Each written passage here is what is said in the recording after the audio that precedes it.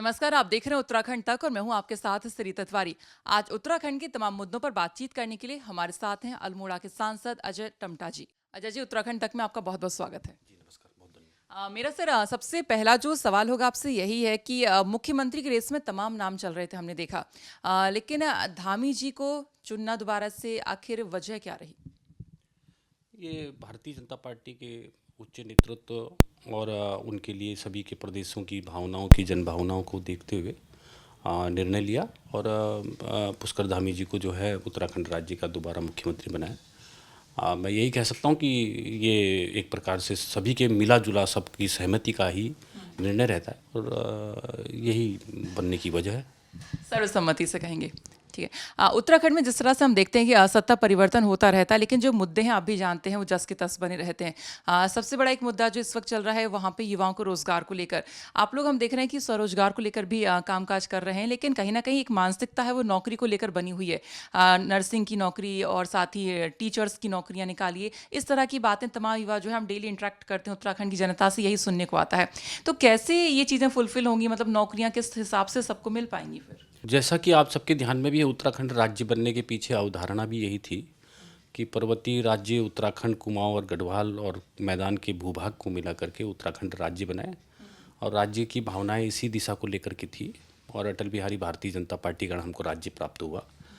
और एक ये बात भी कह सकते हैं हम कि जिस प्रकार से हमने लगातार, क्योंकि मैं 2000 से 2007 से लेकर के 2014 तक उत्तराखंड राज्य में भी रहा हूँ और मंत्री भी रहा हूँ, विभिन्न मंत्रालयों को भी देखा है, चीफ व्हिप भी रहा हूँ, तो उस नाते से मैं कह सकता हूँ कि विपक्ष में रहने का भी और सरकार में रहने का भी दोनों प्रकार का मैंने निर्णय लिया है। तो हमने जनरल खंडूरी जी के टाइम में भी करीब 7,500 पुलिस की भर्तियाँ की, ऐसी टीचर्स की भर्तियाँ की। बहुत सारे लोगों को उत्तराखंड राज्य बनने के बाद अच्छा रोजगार मिला और वर्तमान में भी करीब करीब हमारे 27,000 लोगों का रोजगार हमने निकाला है, विज्ञापित है। उसमें विभिन्न प्रकार के विभिन्न विभागों में जो खाली पद थे या जिनमें भर्तियां की जा सकती थी, उनमें भर्तियों का सिलसिला जारी है। मगर हमने वहीं अपने राज्य के अंदर आप लगातार देखिए कि हमने उद्योगों की स्थापना में भी बहुत ज़्यादा बल दिया है। सरकार की सुविधाएं, केंद्र और राज्य सरकार की सुविधाओं को भी हमने ताकत दी है और आदरणीय नरेंद्र भाई मोदी जी के मार्गदर्शन से हमने जो एमएसएमई सेक्टर है और जो हमारे ज़िले के प्रोडक्ट हैं और ख़ास तौर पर ऑर्गेनिक प्रोडक्ट और जड़ी बूटियों को लेकर भी विशेष प्रकार का लोगों में एक नयापन देखने को मिल रहा है। छोटे लोगों ने अपना कारोबार भी शुरू किया है, खेती पर भी काम कर रहे हैं। और वहीं जो हमारे कोविड के कारण से जो लोग वापस आए, उनको भी हमने अनुसूचित किया, उनको भी एक सूची में लिया और सूची में लेने के बाद भी उनकी काउंसलिंग के माध्यम से हमने किसी प्रकार से वो अपना रोज़गार करें जिस काम को वो वहाँ कर सकते हैं। तो इस पर भी बहुत सारा रोज़गार लोगों ने खड़ा किया है। चार धाम के लेकर के और हमारे कुमाऊं के कैलाश मानसरोवर का जो रूट है उसको भी ऑल वेदर रूट लेने के कारण से जो हमारा तीर्थाटन है वो बढ़े। हमने होम स्टे को बहुत बड़ा कॉन्सेप्ट दिया है। मेरे मुंशियारी में भी आज बहनें 29 बहनों ने होम स्टे को शुरू किया है। तो उनको घर में रहकर घर के अंदर रोज़गार प्राप्त हो। अब ये चार धाम का रोड है, इसमें इतना बड़ा रोज़गार मिलता है, लाखों करोड़ों लोग होटल्स में जाते हैं। हमारे यहाँ पर्यटन बहुत अच्छा है, कौसानी, मुंशियारी, हमारा नैनीताल, ये मसूरी, ये बहुत सारे हमारे पौड़ी, चमोली, उत्तरकाशी के बहुत सारे सुंदर वैलीज़ हैं, उसको लोग देखने के लिए जाते हैं। उससे हमारा कार चालक है, गाड़ी चलने वाला है, होटल वाला है, इस सबको कहीं ना कहीं रोज़गार मिलता है। उत्तराखंड राज्य के बाद अगर मैं देखता हूँ, मैंने जो रीड किया है उस हिसाब से बहुत अधिक रोज़गार हमने अपने एसेट्स पे किया, जो हमारे पास अपनी सुविधाएं हैं, अपने चीज़ें, और हमने टेक्निकल तरीके से, चाहे वो सोलर के माध्यम से है या विभिन्न प्रकार की जो हमारी संप्रदाएं हैं, उन संप्रदायों के आधारित रोज़गार को खड़ा करने का काम किया। अच्छा रोज़गार प्राप्त हो रहा है। हमने कई बार देखा है कि आपने जो है अपने ही निधि से जो है कुछ एम्बुलेंस भी दी हॉस्पिटल्स को, और कुछ ना कुछ काम आप खुद उससे करवाते रहते हैं। अल्मोड़ा की जनता के लिए क्या कुछ आप और काम कर रहे हैं, क्योंकि लोकसभा चुनाव भी नज़दीक हैं, अब 2 साल ही यहाँ पर बचे हैं, तो कौन कौन से वो वादे होंगे जिसको आप कहेंगे कि हमने पूरा किया है और इनको लेके आप जो है मैदान में उतरेंगे? देखिए, मैं सबसे बड़ी बात कहता हूँ कि सबसे बड़ी समस्या हमारी रोड की कनेक्टिविटी की थी गांव से। आज मेरे लोकसभा क्षेत्र और पूरे उत्तराखंड की, मेरी ये लोकसभा की नहीं, क्योंकि विषम भौगोलिक परिस्थितियों का मेरा राज्य है। गांव के एक ही गांव की जो भौगोलिक परिस्थिति 8-10 किलोमीटर की एक ग्राम पंचायत होती है, उस ग्राम पंचायत तक मुख्य मार्ग तक रोड पहुंचाना एक बहुत कठिन काम है। उस तक रोड पहुंचा करके हमने कोई भी ऐसा गांव नहीं है जिसको 200 के क्लस्टर यानी कि अलग अलग छटे हुए गांवों को भी हमने रोड से कनेक्ट कर दिया। ये प्रधानमंत्री ग्राम सड़क योजना का बहुत बड़ा लाभ हमारे उन ग्रामीणों को मिला जो कभी विचार नहीं करते थे कि हमारे गांव तक रोड आएगी। हमने आपको जानकर बहुत प्रसन्नता होगी कि मेरा लोकसभा क्षेत्र अल्मोड़ा, पिथौरागढ़, बागेश्वर, चंपावत कहीं भी रेलवे कनेक्टिंग नहीं था। हमने भोजीपुरा, पीलीभीत और टनकपुर को बड़ी लाइन दे करके उसको रेलवे कनेक्टिंग किया है। ये इतिहास में पहली बार हुआ है ऐसा। हमने ऑल वेदर रोड, आपने 4 धाम सुना होगा, आपने बद्रीनाथ जी, केदारनाथ जी, गंगोत्री और यमुनोत्री 4 धाम है। हमने 5वें धाम को भी रोड दिया है और वो जाती है कैलाश मानसरोवर को। टनकपुर से लेकर चंपावत, लोहाघाट, पिथौरागढ़ होते हुए धारचूला तक का हमने बॉर्डर रोड ऑर्गेनाइजेशन के माध्यम से, कल परसों नितिन जी ने भी बोला था कि हम कैलाश मानसरोवर को इसी रोड से जाएंगे। तो इस पर मेरा लगातार जोर रहा है और मुझे बहुत अपने आप में बहुत खुशी होती है कि हम आज रेलवे कनेक्टिंग है, हम अच्छी रोडों की कनेक्टिंग है, हमारे ऑल वेदर रोड है। हमारे लिए एक सुविधा मैं आपको और बताना चाहता हूँ कि मेरे वहाँ एयर कनेक्टिंग नहीं थी और आज मेरे पिथौरागढ़ का रनवे इतने सालों से बना पड़ा था और रनवे को डीजीसीए की क्लियरेंस कराना और एयरपोर्ट अथॉरिटी ऑफ इंडिया की क्लियरेंस कराना, और लोकसभा में मेरे को क्वेश्चन लगाने के बाद मुझे आश्वासन मिला और आश्वासन मिलने के बाद आज डिसबर्सल कैटेगरी ए के अंतर्गत मेरा एयरपोर्ट पिथौरागढ़ वाला तैयार है। हम उसमें कनेक्टिंग कर चुके हैं, हम दिल्ली से भी और देहरादून से भी, दोनों तरह से। अभी वहाँ पे हवाई सेवाएं शुरू नहीं हम देख रहे हैं। मैं बता रहा हूँ, आपको भी जानकारी में होगा, अभी भी कल ही हमारी पूरी विदेश की यात्रा भी आज ही कल में ही खुल रही है। तो ये कोविड के कारण से बहुत सारी प्रतिबंधिता थी, उस प्रतिबंधिता को दूर करके धीरे धीरे प्रयास हो रहा। हमारी रेलवे भी अभी कनेक्टिंग जो साथ साथ, मैंने परसों रेलवे, मेरा बजट भाषण में है कि हमने कहा था जो जिस तरीके से चलती थी, क्योंकि 7 दिन अगर कोई ट्रेन चलती थी तो 3 दिन चल रही है, तो अब वो 3 दिन के बजाय हमने कहा 7 दिन चलाइए। तो ऐसी हमारी ये एयर कनेक्टिविटी के लिए भी मुझे आश्वासन मिला है और बहुत जल्दी हम पिथौरागढ़ को दिल्ली से और देहरादून से, पंतनगर से जोड़ करके इसको भी हम एक बहुत सफलतम मार्ग की तरह ले जाएंगे। मैं जो लोकसभा का सांसद होता है उस नाते से संसदीय कार्य के मामले में, चाहे अपने क्षेत्र के अंदर सीआरएफ के बजट को ले जाना हो, पीएमजीएसवाई के बजट को ले जाना है, रेलवे विभाग का बजट ले जाना है, या हमको एयरपोर्ट अथॉरिटी ऑफ इंडिया इसका बजट ले जाना है। आज मेरे को खुशी होती है कि हमने बागेश्वर से लेकर टनकपुर को, जो बहुत बड़ी 1912 में रेलवे कनेक्टिंग को जोड़ने के लिए था, उसके लिए भी बजट आवंटित किया है। वहीं हमने रामनगर से चकोटिया और गैरसैंण होते हुए, गैरसैंण हमारी राजधानी है, उसको भी जोड़ने के लिए हमने बजट का प्रोविज़न किया है। तो ये अपने आप में मुझे खुशी है, मैं बहुत संतुष्ट भी हूँ इस बात को लेकर के। हमने ग्राम पंचायत तक 15वें वित्त को पैसा देने का भारत सरकार ने काम किया। ये प्रधानमंत्री जी का जो लक्ष्य है, और आज मेरे यहाँ हर आदमी को गैस का कनेक्शन मिला है, हमारे यहाँ हर जगह शौचालय है, पेयजल मिशन के माध्यम से गाँव गाँव तक पानी जा रहा है। पिथौरागढ़ की बहुत बड़ी पंपिंग योजना जो कि बहुत सालों से लोग लांबित थी, उसमें केंद्र से 82 करोड़ रुपए दिया। अल्मोड़ा मेडिकल कॉलेज जो शुरू नहीं हो सकता था, उस अल्मोड़ा मेडिकल कॉलेज को हमारे एनएमसी ने शुरू कर दिया। अब हम उसका मेडिकल कॉलेज की काउंसलिंग हो रही है और उसमें हमारे बच्चे डॉक्टर बनेंगे। वहीं करीब 400 करोड़ रुपये का मेडिकल कॉलेज अभी पिथौरागढ़ के लिए प्रधानमंत्री जी के आशीर्वाद से, सहयोग से हमें मिला है। और आपने बोला कि आपने सांसद निधि से, मैंने सांसद निधि से वास्तव में कोविड के समय में हर हॉस्पिटल को, चाहे वो आईसीयू बेड से लेकर के जो भी उसकी सुविधाएं थी, वो हमने सारा देने का काम किया। जो हमारे पास बजट की कमी होती थी, तो हमने चाहे एनएसपीसी के माध्यम से है, चाहे विभिन्न प्रकार की संस्थाओं के सहयोग से, सब जगह हमने पीसीए प्लांट लगाने का काम किया। मेरा लोकसभा क्षेत्र भौगोलिक परिस्थिति में बहुत कठिनाई में है। हमने चंपावत, टनकपुर, बागेश्वर, यहाँ सब जगह को भी हमने, जहाँ रोड्स दी हैं, जहाँ स्वास्थ्य की सुविधाओं को अच्छा करने का काम किया। ठीक है, बहुत कठिनाई है, हमारे पहाड़ों में डॉक्टरों की चढ़ना मुश्किल काम है। अब मुझे लगता है कि जो हमने पॉलिसी बनाई थी खंडूर जी के टाइम में कि हम उससे फीस नहीं लेंगे, 15,000 रुपये मेडिकल कॉलेज में बच्चा पढ़ेगा और सरकारी सुविधाओं का लाभ लेकर के 5 साल जनता की सेवा करेगा। मगर बीच में एन प्रकार से वो सुविधा को अव्यवस्थित किया गया, फिर उसको व्यवस्थित कर करके हम किसी प्रकार से गरीब बच्चे हमारे सरकारी सुविधाओं के माध्यम से मेडिकल कॉलेज में पढ़ें, और पढ़ने के बाद हमारी उन परिस्थितियों को समझने वाला बच्चा वही है और वो पहाड़ों में जाकर के स्वास्थ्य की सुविधाओं को बहुत अच्छा कर सकता है। हमने एम्बुलेंस दी है, विभिन्न प्रकार की सब चीज़ दी हैं, मगर कुल मिलाकर के प्रधानमंत्री जी का और भारत की सरकार का और उत्तराखंड राज्य की सरकार का विशेष सहयोग हमारे लिए रामबाण साबित होता है।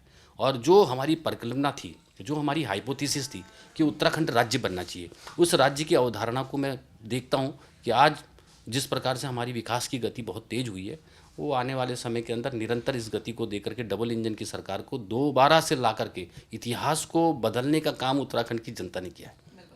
यहाँ पर एक तो रोजगार का मुद्दा आप देखते हैं कि काफ़ी ज़्यादा ज्वलंत रहता है। दूसरा एक जो अभी फिलहाल उठ रहा है, हमने सर्वे किया तो भू कानून को लेकर काफ़ी जनता मांग कर रही कि होना चाहिए। हमने आपका जो घोषणा पत्र, दृष्टि पत्र वो भी देखा कि उसमें जांच समिति की बात कही गई है कि जो है एक जांच समिति बनाई जाएगी। क्या आपको लगता है कि जल्द से जल्द एक भू कानून की ज़रूरत है उत्तराखंड के अंदर? जैसा कि आपने भी देखा और हमने भी देखा है, उत्तराखंड की जनता भू कानून के लिए कहती है, वो ज़रूर कहती है और मैं भी मानता हूँ इस बात को। ये कहीं ना कहीं अब प्रॉब्लम क्या है कि एक परिवार से कई परिवार हुए। अब कई परिवारों में जो भूमि होती है, बंटवारे, वो अलग अलग दिशाओं में होता है। हमारे यहाँ दो प्रकार की खेती होती है, एक तलाव खेती होती है, एक उबराऊ खेती होती है, जो पहाड़ों में बरसात के कारण ही उसका पानी दे सकते हैं, और नीचे जो तालाब की खेती होती है उसको हम नदियों के द्वारा सिंचित कर सकते हैं। अगर दो भाई हैं, चार भाई हैं, तो दोनों को एक खेत नीचे मिलेगा और एक खेत ऊपर मिलेगा, तो दोनों की दिशा का विपरीत होने के कारण से वो नहीं कर पाते। हमने कहा है कि भू कानून के माध्यम से अगर गांव की सहमति बनती है, इसलिए उन्होंने भी बोला है, सरकार ने भी बोला है कि एक समिति का गठन करके समिति जो निर्णय लेगी उस निर्णय पर हम सब लोग काम करेंगे। और इसमें सबसे बड़ी भागीदारी है जन भागीदारी।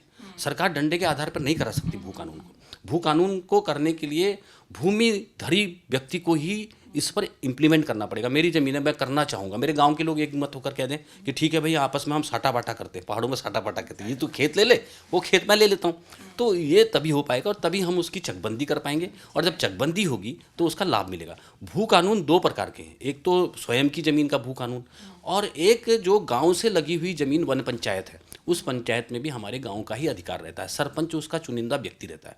तो अभी मेरे को तो अभी ये समझ में भी नहीं आ रहा कि हम किस प्रकार से इस व्यवस्था को करने के लिए जनता को एक मैसेज देना है। जनता इस बारे में खुद ही कहे कि मेरी गांव सभा ने निर्णय ले लिया है, सरकार आकर के इस निर्णय को पक्का कागजों में कर दे।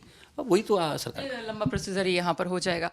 धामी जी ने कहा है कि यूनिफॉर्म सिविल कोड को लागू करेंगे, उत्तराखंड ऐसा पहला राज्य बनेगा। और कहीं ना कहीं इसमें सिर्फ राज्य स्तर पे तो होता नहीं, क्योंकि केंद्र से भी कहीं ना कहीं मशवरा करना होगा। तो क्या आप लोगों से भी धामी जी की इसको लेकर कोई बातचीत हुई है? क्या चल रहा है? देखिए, मेरी वैसे, क्योंकि मैं चुनाव के बाद यहाँ हमारे संसद चल रहा है, ऐसा कोई बात हुआ नहीं। मैंने भी मीडिया के माध्यम से और ये देखा है, और अच्छा है, यूनिफॉर्म सिविल कोड का लाभ हमारी उत्तराखंड और पूरी देश की जनता को मिलेगा। मगर उसके पीछे यही है, अच्छा है कि राज्य की सोच के अनुसार उसको अपने सदन के अंदर या कैबिनेट में ला करके उसको पास करके भारत सरकार को भेज करके, क्योंकि वो निर्णय आपको मालूम है कि सभी प्रदेशों से अगर कोई निर्णय आते हैं उसका लाभ सबको मिलता है। अब चूंकि इसमें बहुत सारे बिंदु हैं, और मैं प्रदेश सरकार का बहुत धन्यवाद देता हूं कि उन्होंने इसको मंजूरी के लिए अपनी सहमति दी है। ठीक है, आखिरी सवाल।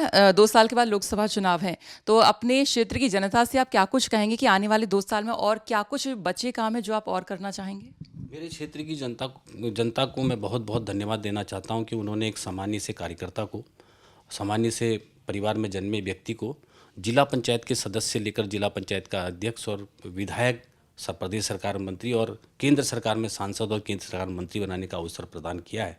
और चूँकि मेरी कार्यप्रणाली को मेरी क्षेत्र की जनता और मेरे सभी लोग जानते हैं कि मैं जिस बात को करता हूँ उसी बात को कहता हूँ, और इसलिए मैंने अभी भी आगे भी कहा है कि मैं अपने जनता का बहुत आभारी हूँ। चाहे मैं राज्य की सरकार में जब भी था, समाज कल्याण मंत्री में जैसे हमने पेंशनों को सार्वभौमिक किया था, हर घर में पेंशन लगनी चाहिए। अगर घर में एक आदमी, तो पहले क्या होता था कि एक विधवा बहन अगर गांव में हो जाती थी, 4 विधवाओं को पेंशन मिलती थी, वो क्यू में खड़ी रहती थी। जब एक की डेथ हो जाती थी, दुनिया से चले जाती थी, तब दूसरे को पेंशन मिलती थी, तब तक वो इंतज़ार करना पड़ता। वो इंतज़ार हमने ख़त्म कराया। हमने एक घर के अंदर 2 लोग हैं, अगर एक वृद्ध है, एक विधवा है, एक विकलांग है, तो तीनों को पेंशन दो भाई, क्योंकि सबका अपना अपना पेट है, सबको अपना अपना खाना। देखो, इसको हमको समझने की ज़रूरत है। तो इसलिए हमने सभी के लिए वो सारी सुविधाएं देने का काम किया जिसके लिए सरकार बनती है। हमने अपने प्रदेश के अंदर, चाहे वो ज़मीनों पर वो अपना ऋण लेकर के, फिर 30% का ऋण उसको सरकार देती है। हमने ऐसी बहुत सारी योजनाओं का संचालन किया। आज भी हम केंद्र के सहयोग से बहुत सारा पैसा ले जा रहे हैं, और मैं आपको विश्वास दिलाता हूं कि आपने कहा कि जनता को क्या मैसेज देना चाहते हैं। मेरे को जनता हमेशा खुद मैसेज देती है, और मैं जनता का मैसेज इसलिए कहता हूं कि जनता ने मुझे बहुत भरपूर प्यार दिया है, और मेरे काम करने की पद्धति को भी जनता जानती है। और इसीलिए एक जिला पंचायत से सदस्य लेकर के लगातार वोटों का बढ़ना, और मोदी जी का प्यार, मोदी जी के प्यार को वहाँ की महिलाएं जानती हैं, जो अभी भी हमको, जो गरीब अन्न योजना के माध्यम से हर परिवार में कोई भूखा ना सोए, हर व्यक्ति को गैस का कनेक्शन, हर व्यक्ति को शौचालय देने के साथ साथ हमारा किसान सम्मान के माध्यम से 6-6 हज़ार रुपये देने का काम किया है। इतनी विषम परिस्थितियों में भी किसी को भी दुख तकलीफ नहीं हो रही है, तो वहाँ की जनता का प्यार और आशीर्वाद सरकार को, मोदी जी को मिलेगा, और मेरे को तो वैसे ही प्यार मिलता ही रहा है। एक और फटाफट से आखिरी सवाल, एक और आखिरी सवाल मेरे मन में अभी आया तो ले लेती हूँ। क्या आपको लगता है उत्तराखंड की बीजेपी सरकार को कौन से ऐसे 2 काम हैं जो आपको लगता है कि प्रायोरिटी बेसिस पे सबसे पहले वो 2 काम करने चाहिए आपके हिसाब से? देखिए, जिस प्रकार से हमने कहा है कि हमारी जो रेलवे का जो काम चल रहा है, ये भारत सरकार 2024 में कर लेगी, और क्योंकि केंद्र सरकार का काम है। राज्य सरकार को जो भी बजट मिलता है उसका भरपूर उपयोग राज्य की सरकार समय के साथ पूरा कर रही है, क्योंकि इसी में गति देने का काम हमारे यहाँ जो बजट जाता है, चाहे रोड के लिए जाता है, चाहे स्टेट गवर्नमेंट की को जो हम सीधे पैसा देते हैं, चाहे मेडिकल कॉलेज के लिए जाता है, तो उन हमारी हायर एजुकेशंस की बिल्डिंग के लिए रूसा के माध्यम से जाता है, उस पैसे का समय से सदुपयोग करना ही। इसीलिए 100 दिन का जो काम रखा है हमारे मुख्यमंत्री जी ने, 100 दिन के काम को पूरा कर लें, और पूरा करने के बाद हमारा, क्योंकि जनता को तो विश्वास है ही, और इसमें सबसे बड़ा रोल है अधिकारी कर्मचारियों का। मेरा आपके माध्यम से व्यक्तिगत निवेदन है, अधिकारी कर्मचारी भी जो है इन कामों में चाहे दिन रात जुड़े और काम की क्वालिटी के साथ जुड़े, काम की क्वालिटी हो, रोड अच्छी बने, मेडिकल कॉलेज की बिल्डिंग अच्छी बने, डिग्री कॉलेज के भवन अच्छे बने, वहाँ पर हम जो एजुकेशन में शिक्षक अगर नहीं है तो उनकी भर्तियाँ जल्दी करें, तो ये सारी फॉर्मेलिटीज़ को जल्दी जल्दी करें। केंद्र सरकार का पूरा सहयोग है। मोदी जी का आपने देखा भी होगा, उन्होंने पर्वतमाला के माध्यम से, चाहे भारतमाला के माध्यम से, चाहे ऑल वेदर के माध्यम से उत्तराखंड राज्य को जोड़ने का काम किया, तीर्थाटन को बढ़ाने का काम किया है। सिर्फ काम किया है, जैसे हमारे फॉरेस्ट की क्लियरेंस नहीं होती है, स्टेट गवर्नमेंट उसमें सहयोग करके भारत सरकार उसकी फॉरेस्ट की क्लियरेंस करे, और ये काम हमारे अगर टारगेटेड हो जाते हैं तो मेरा जो पलायन है वो रुकेगा, हमारे भाई बहनों को अच्छा रोजगार मिलेगा, और उत्तराखंड की सरकार, मेरे को लगता है कि धामी जी की नेतृत्व में इन कामों को बहुत तेज़ गति के साथ करेगी। अच्छा, बहुत बहुत शुक्रिया अपना समय देने के लिए और उत्तराखंड तक से बातचीत करने के लिए बहुत बहुत शुक्रिया। तो ये थे हमारे साथ अल्मोड़ा से सांसद अजय टम्टा जी, जिन्होंने बताया कि रेल जो प्रोजेक्ट है 2024 तक यहाँ पर आने वाला है। साथ साथ उन्होंने ये भी कहा कि धामी सरकार को जो है स्वरोजगार को लेकर और रोजगार को लेकर भी यहाँ पर सबसे पहले प्रायोरिटी पर काम करना चाहिए, और कृषि को लेकर बताया कि कृषि को बढ़ावा देना भी कितना जरूरी यहाँ पर होता है। मैं सरिता तिवारी, कैमरा पर्सन रंजीत के साथ, उत्तराखंड तक, दिल्ली।